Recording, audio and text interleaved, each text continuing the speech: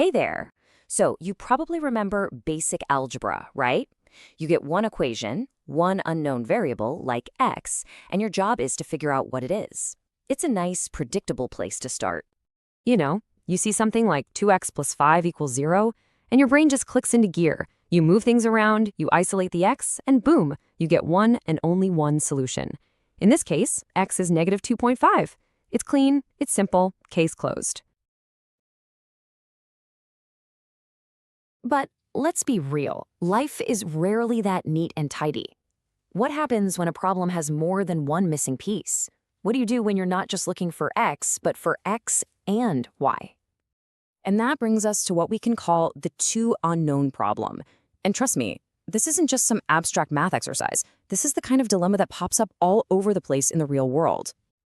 Okay, let's take a look at this example from our source material. Imagine a cricket match. Two batsmen had a fantastic partnership, and between them, they scored 176 runs. The big question is, how many did each player score? We know the total, but we don't know how they split it. Could be 176, could be 88 and 88. We just don't know. This is where algebra becomes our best friend. We can just say the first batsman's score is x, and the second's is y. Since we know what they add up to, we can write a simple equation. X plus y equals 176. And just like that, we've turned a real-world problem into math. So, what do we even call this thing we just created? It's clearly a step up from the simple one-variable equations. Let's get a proper definition so we know exactly what we're working with. The official term is a linear equation in two variables. The classic, standard form, is ax plus by plus c equals 0. Now, a, b, and c are just regular numbers. The really important part, though, is that a and b can't both be 0. Why? Well, if they were, your x and y would disappear and you wouldn't have an equation with two variables anymore. And you can see how this works in practice right here.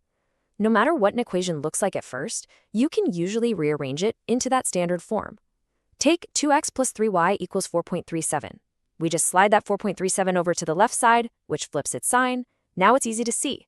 A is 2, b is 3, and c is negative 4.37. It's a really useful way to keep things organized.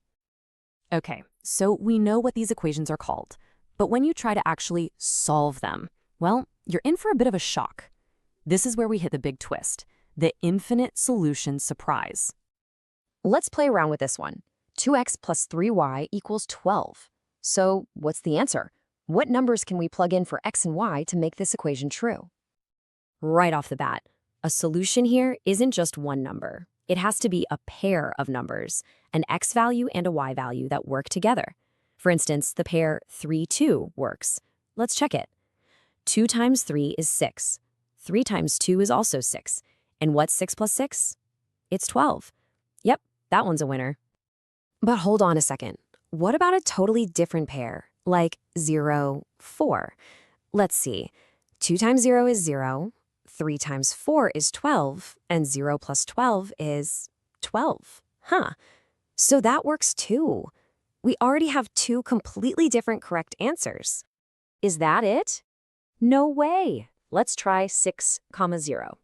2 times 6 is 12. 3 times 0 is 0. Add them up. 12 plus 0 is 12. Another one.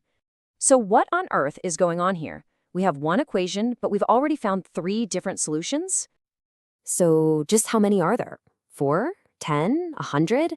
The answer is mind-blowing. Unlike those simple equations we started with, a linear equation with two variables doesn't have one solution. It has an infinite number of them. This is probably the biggest leap you have to make when you move into this new kind of algebra.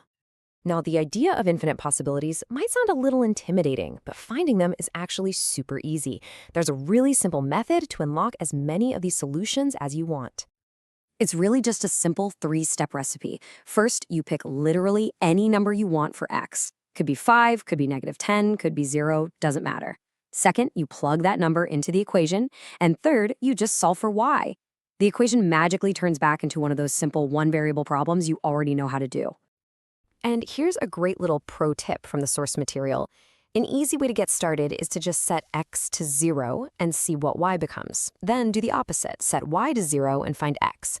It's a quick and dirty way to find two perfectly good solutions right out of the gate. So let's just quickly recap the big ideas here. First, lots of real-world problems have two unknowns. Second, we can model these with linear equations in two variables.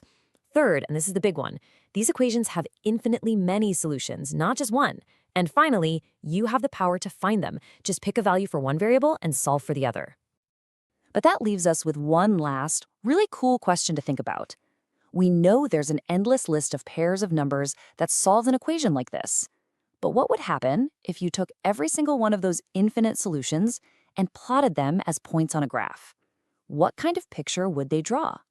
That is a story for another explainer.